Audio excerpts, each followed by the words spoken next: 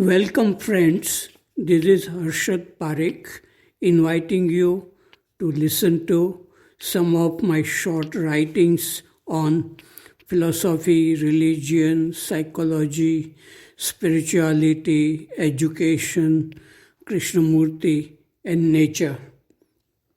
I hope you have a good listening. This is audio number 50.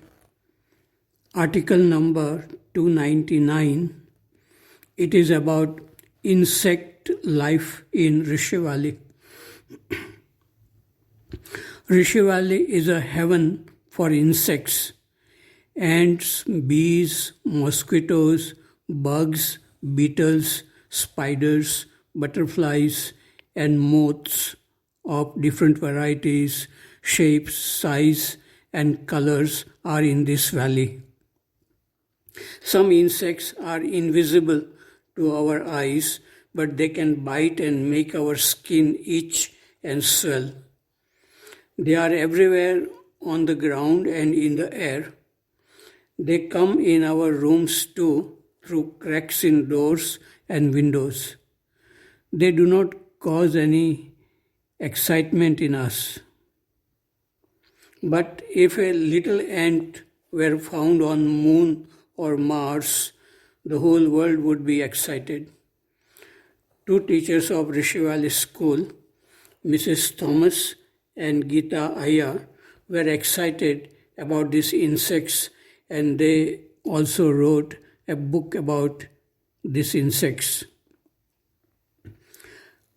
Article number 300, it is about effortlessness. One of Krishnamurti's insight, which is logical too, is through time one cannot go into the timeless dimension or truth. Time means thinking, methods of meditation, effort to achieve or to realize the truth. This means one has to give up thinking, desiring, meditation with a system and a goal to achieve, etc. To give up effort, thinking, methods of meditation, etc., one needs freedom. That is why Krishnamurti says sometimes freedom is at the beginning and not at the end of conscious effort or some method. This is another way of saying truth is a pathless land. This too is Krishnamurti's well-known statement. But the question is, can one give up thinking or effort voluntarily or consciously? If one can do this, one is already free. This is instant freedom. Very few people who are already evolved to a high quality of spiritual insight may be able to do this quantum jump into living with nothingness. Many people are afraid of being nothing.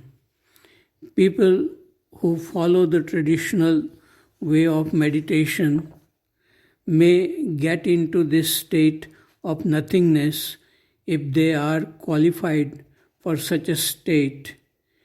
In the traditional way also, one has to be extremely alert to what is happening within.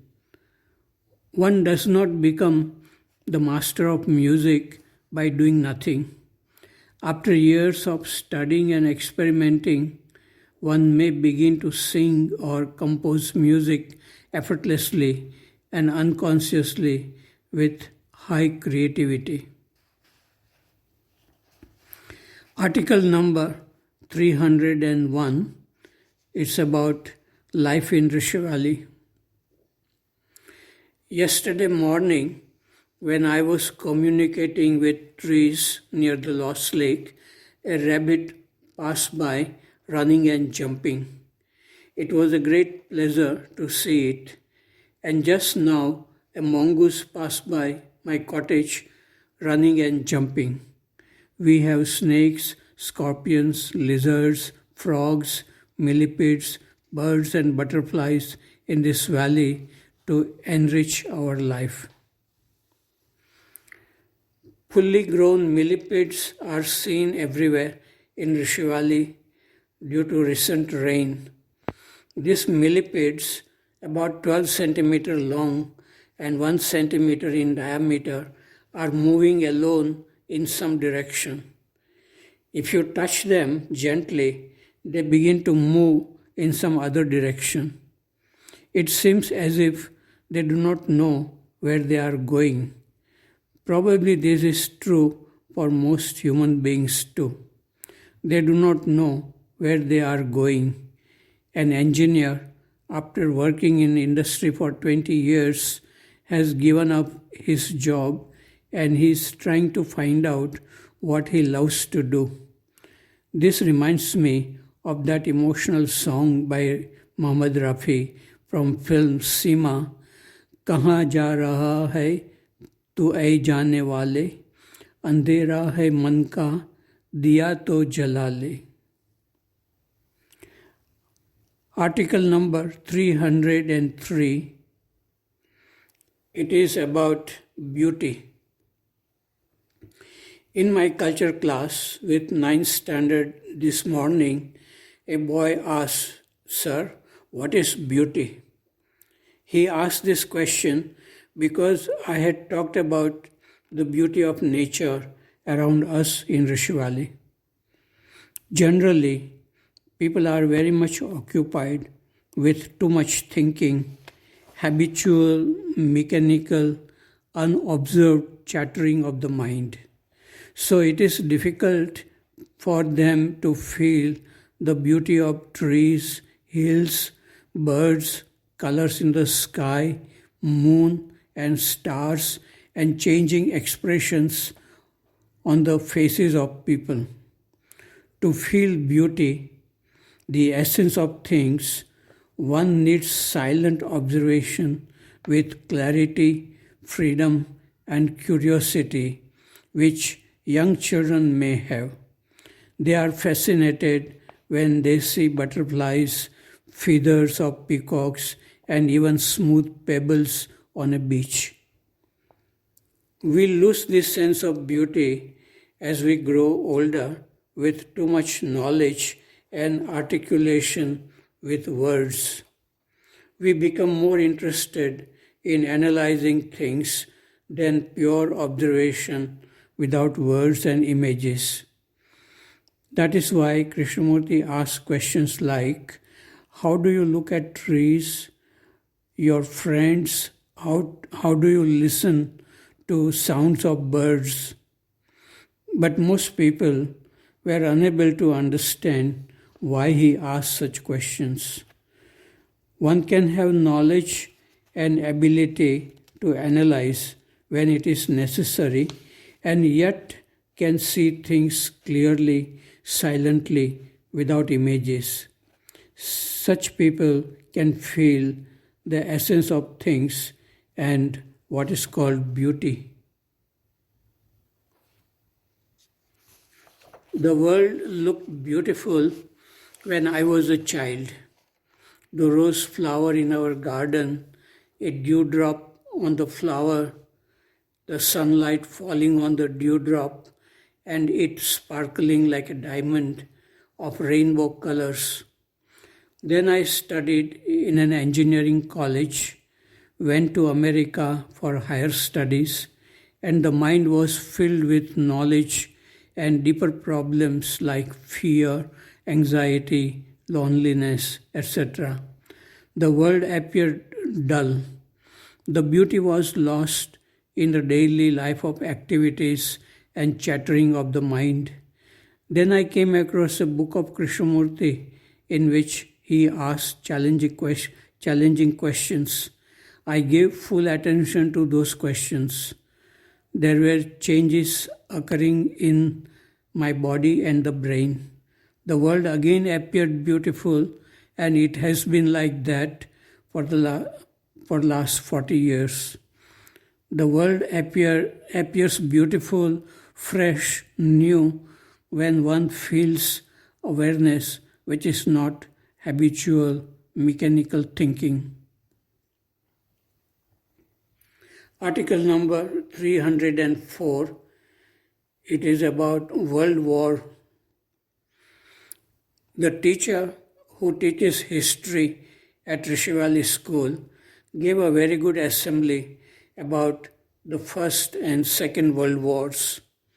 The real psychological causes behind these wars were fear and pride. He said that one way to be free from pride is to understand that our life is very short and we all die in the end.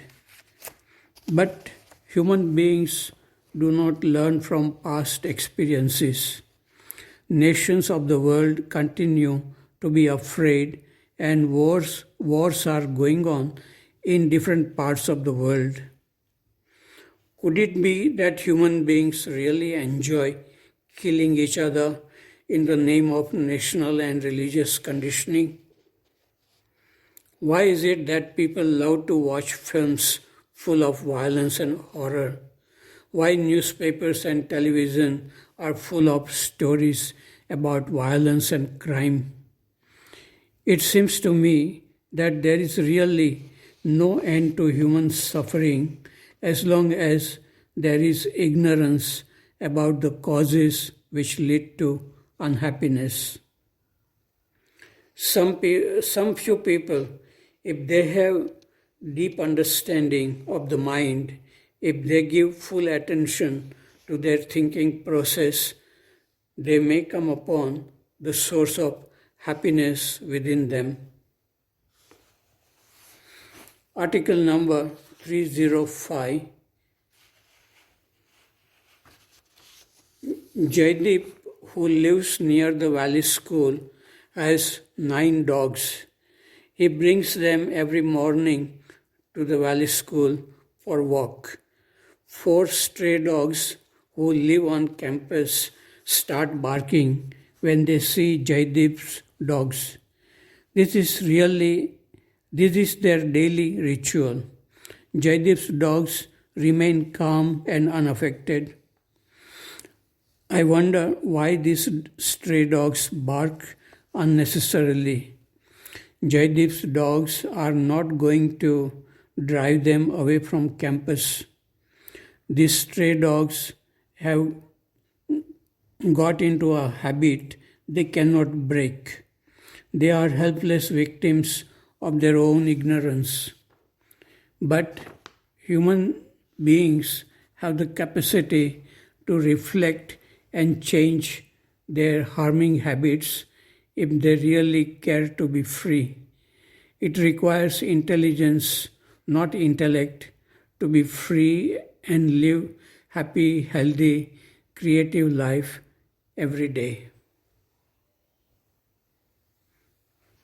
Article number 306 is about nonverbal learning. In 1930s, a very interesting book was published. The title of the book was God is My Adventure, and the author was Rom Lendo. This author had met some of the famous mystics of his time like Gurdjieff, Meher Baba, Krishnamurti, Steiner, and others. He was most impressed by Krishnamurti, with whom he could talk like a friend. Rom Lendo wrote that after talking with Krishnamurti, he, that means Lendo, stopped smoking, though they did not discuss anything about smoking. It was a non-verbal learning by the author. Non-verbal learning is much more powerful than the verbal learning as it penetrates to the deepest layers of the mind, and such learning can bring effortless transformation. Such learning can happen only when the mind is silent and attentive.